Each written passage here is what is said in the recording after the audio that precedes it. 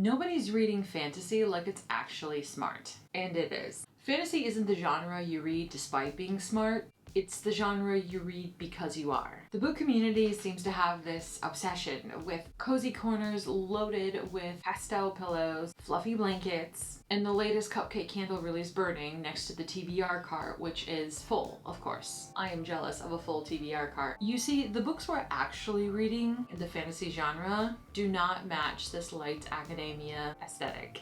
High fantasy is built on augmented worlds, characters full of existential dread, political intrigue, and mysticism. Today we're stepping out of the stereotype. Welcome to my library. Let's talk about why we need to start reading fantasy with more of a philosophical lens. Hi, I'm Cassandra. I'm 39, I'm an artist, and I have spent years hiding my reading life because it didn't fit in with the social mold. When I painted this room black and installed my all black bookshelves and displayed vintage treasures, I noticed a shift happened.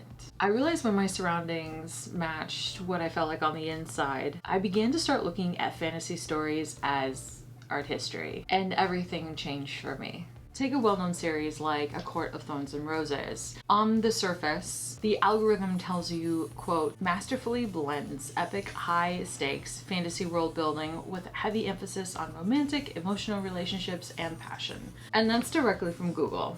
But if we apply a philosophical lens, specifically from the perspective of Jean-Paul Sartre and his concept of we are condemned to be free, suddenly the main character isn't just going about their day playing around with magic and falling in love with the person who they spend the most time with. The characters are breaking away from generational societal expectations and systemic failure.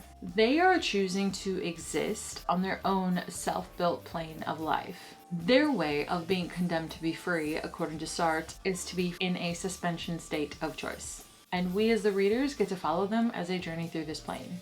Because high fantasy involves sometimes massive high stakes, my reading rotation must have a palate cleanser. Every few weeks, I gotta break it up. I don't read contemporary fiction. I deep dive into art criticism, 20th century philosophy, with classical literature sprinkled in, just for funsies. These subjects completely cleanse my brain. When I step away from magic systems for a week or two and then step back into the fantasy world building suddenly looks very different. For example, architectural details appear. What people are wearing suddenly have socioeconomic and practicality statements. There's also the underlying critique of society in which all characters are defined by in some manner. So if you are tired of the same 3 book recommendations wrapped up in the same packaged paper, I want to invite you to stay a while.